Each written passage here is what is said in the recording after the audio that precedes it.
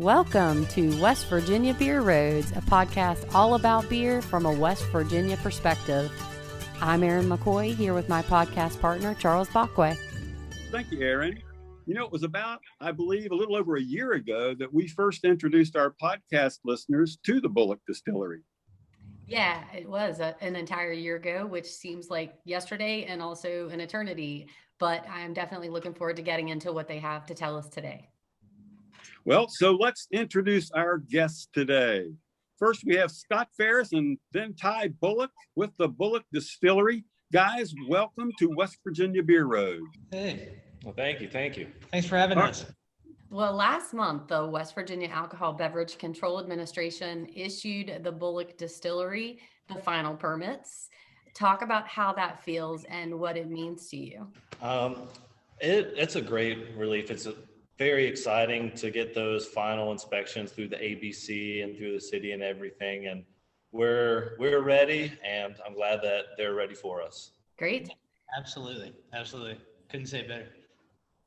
Well, when we last talked, again, that was probably right at a year ago. And you'd hoped to be opening in the spring of last year. And then, of course, COVID hit, which we definitely don't need to elaborate on because there's a lot there. But talk us through the last 12 months and how things have progressed from then to a year ago to today. Sure, yeah. Of course, we've had to pivot just like everyone else has. But I think it allowed us an opportunity to really think about, one, how to more automate our processes and streamline things, achieve efficiencies, and also to focus on our upstream suppliers of ingredients, of what we want to do, what recipes we want, what final product we want, and what experience we want to provide to people. And so I think we pivoted and shifted in a good way that has only been beneficial, if not prolonged the whole endeavor. But as Scott was saying, it's great to be here at this point right now. Let's go over your staffing that you've set up now and walk us through the positions that you've filled and talk a little about the people that are filling. We have two distillers. We have Mr. Scott Ferris as co-head distiller, and we have Adam Anderson, who is on vacation with his family this week. He'll be back next week, and we'll get right back to it. Those are going to be our two main guys. At first, we're going to make our products, spend most of our time back here in the distillery room, and over time we hope to hire 5 to 10 more people to obtain various positions and help out in various ways in the distillery. Okay. Well, Scott, let me direct this to you. I'm curious about how you decided to get into the distilling business and maybe talk a little about the strengths you feel you bring to this business. Well, as Ty mentioned, this year is full of surprises and people had to pivot, and I pivoted away from tourism and linked up with my old college roommate and good friend Ty, who's always offered a position for me. And as we kind of grew in a professional relationship together, this role of distiller needed someone to fulfill it. And I was learning more about it slowly but surely, getting more excited about it slowly but surely. And it sort of felt natural to come into this role. I'm very excited. And as far as previous experience, whiskey drinker, first and foremost. But just, I think part of going from tourism into the distillery life, being a personality and being able to tell a story, which is kind of what we want our whiskey to be about. It's about a story. Being able to tell that to people is something that I hope to bring to the table. Well, I know that initially your projected investment was around $500,000. Has it remained at that, or has it increased over time? Can you talk about that a little bit? Sure. I think it's probably no surprise that it creeped north of that number. It's always nice to try and shoot for something. But I think that we've again, we've achieved I think a more efficient process by capitalizing a lot of our money in terms of putting it into this space, making sure we have a more long-term approach to this, which comes from thought and comes from really thinking through what we want to do, how we want to do it. So yeah, I would say that we're probably, depending on how you cut it, we're probably north of, I would say 600,000 even at this point. Shucks, we even bought a new distillery, or a new still there in the back, that we're gonna be working on here pretty soon. So, you know, we're always pivoting if it makes sense. You know, we'll take that cost if we can. Well, now speaking of equipment, let's talk about distillery equipment. Walk me through your main setup and the equipment that's involved with that. Well, right now we have a 500-gallon cooker that also functions as a still, and we're going to do our trial runs in that. We have 3 large fermenters that we will start pumping to shortly, and right now, Ty just mentioned we have a brand new still, a column still. We can really refine our alcohol through that. And then in the future, we hope to build our own column stills to fit our needs of production. The recent column still that you mentioned, is that what you recently purchased from Free Folk? It is indeed. Okay. Yeah, it's fresh to us. Hasn't sat here a week yet. Brand new, real shiny. It's something to behold. It's fun.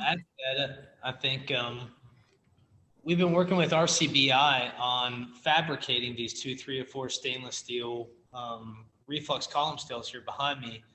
I think we'll put the new guy in where one of these will go, and maybe bring the other one up to RCBI and continue to work on the completion of that one. So it's allowed us to move a little bit faster even than we had hoped with the reflux column stills.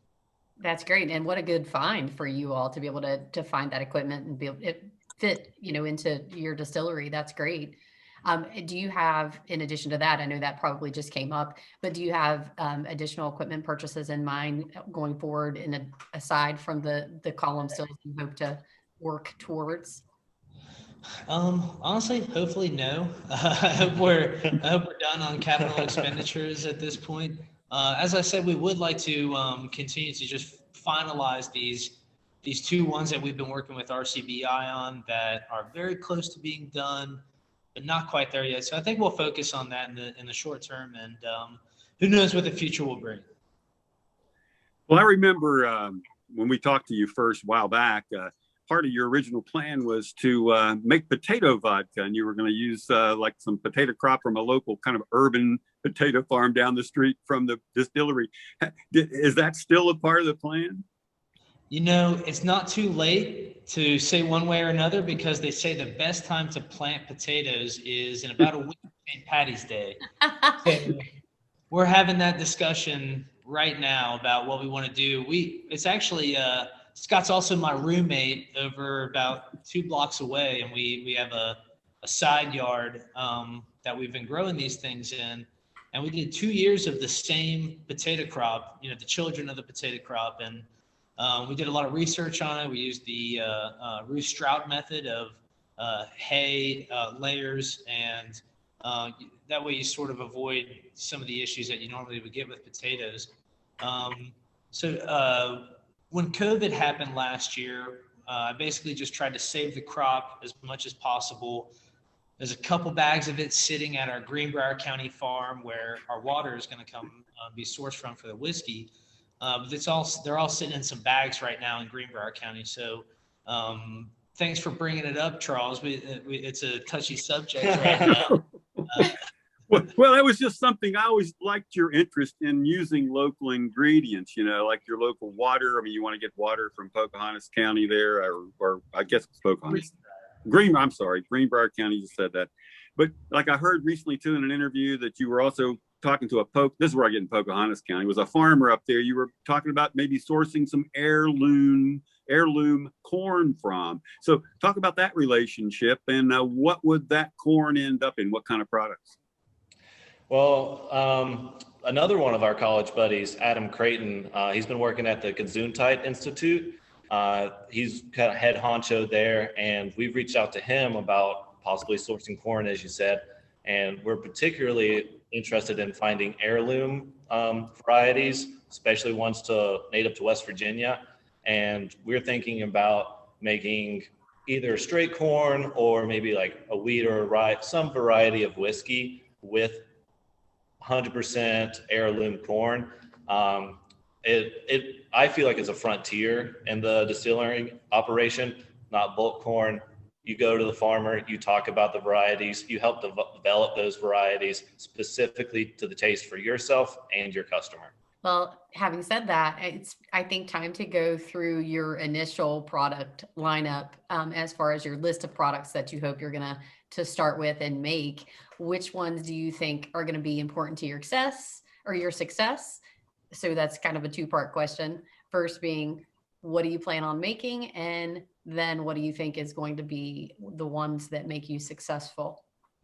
Mm-hmm. So another good question that we debate, and we will debate up until probably the last week that we start doing it. But I hope that we can have vodka of some sort on the shelves this summer, mid to late summer, especially now given that our vodka schedule has moved up a little bit more than we had anticipated with the purchase of what we're colloquially calling the Free Folk distill. And that being said, we have 48 or so barrels of, it's a medium char American white oak that many of them are sitting just over there in our barrel room.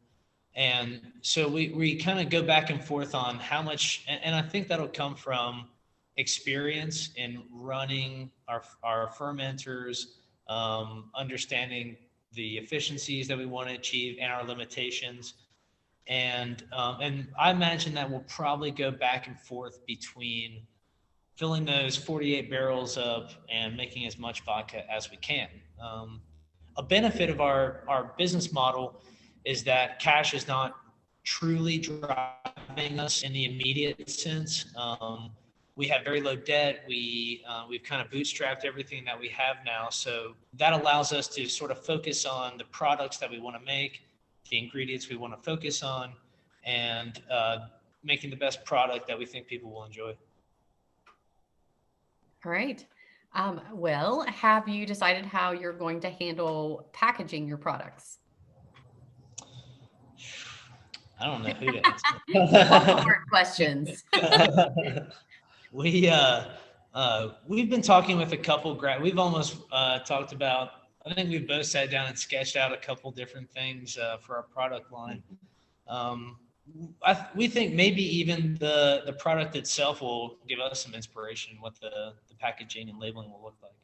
Yeah, let's talk about those whiskey barrels for a while. I like that idea. You got all those medium char barrels. Talk about where you are planning to source barrels, or where you did source those barrels, where you're going to get your new barrels from.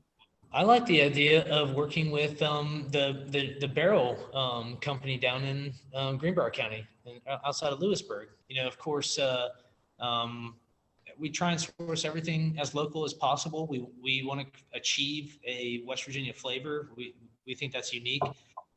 We would like to. I could imagine working with. We're very horizontally integrated in our company. We actually discussed making our own barrels at one point. So it'd be interesting to work with them on West Virginia sourced white oak, even if that's possible. I'm very interested in all of those things. Once we have not thought past those 48 barrels, or at least I haven't. Yeah, I think that once you get that corn whiskey into those barrels and aging, you're probably going to turn some of it into bourbon. I'm just guessing that's going to be a mainstay down the road. What are you looking at? Like, how many years do you think you want to start aging product for? I mean, it's a while, I know, but let us talk about that. I think that, patience is always like the key virtue of a distiller, and you take some out and try it and see if it's ready. That's how you learn. Yeah. Well, I know some of our small distillers that have started up like you guys, earlier than you though, that they've used smaller barrels. They've used different techniques, to get to collapse some of that aging time, to mellow out that whiskey so they can sell it as bourbon and have it nice and drinkable. So you're not going to take any shortcuts, or you don't anticipate any shortcuts of that type for Bullock. No, sir. I think we are focused on those 48 barrels, and again, once we and I'm sure we'll come up with things we like, things we don't like as we go through. Obviously, that'll take on a 500-gallon pot still. It'll take us a while to fill up those 48. But I'm sure we'll learn some things and we'll make some adjustments and we'll act accordingly. Well, being an urban distillery, I think your tasting room will probably play a much bigger role than some of these that are, out in the country or in small towns. Talk about your tasting room, your plans for it, what you want it to do. We've designed the tasting room to be larger in the sense that we can accommodate having small, even maybe traveling exhibits or things from small businesses that just want to set up a little area to sell their local wares. I'm interested in talking with artisan co-ops from around the state. Again, kind of reinforcing that West Virginia theme and sort of supporting common West Virginia small businesses. So I would like to see it as a sort of a community space in that sense. It's a place that people can gather and people can conversate and purchase some things and learn some things. Well, I like that because you're going to be on a heavily trafficked street in a neighborhood that has lots of foot traffic and other restaurants and places. I think, you'd be wise. And that sounds like a good plan to have a variety of things sold there. But, even beyond just the opportunity to purchase and taste the whiskey products. How do you anticipate getting the Bullock products into liquor stores? I don't know if we've even put that much thought into it yet, Aaron. Like I said, we haven't even gotten to the labeling yet for the vodka. So we figure I guess the way to put it is that we kind of tackle one thing at a time, and so we do hope that there is some changes in the legislature towards that end. I would like to say. I think it's difficult if you talk to a lot of the other distillers in the state. I can't speak for anyone, but I think if you talk to the average distiller in West Virginia, they say it's difficult to even get their product on the shelf of some of the big boys in state. So that's something we'll have to tackle and have some serious conversations about. I think when that time comes.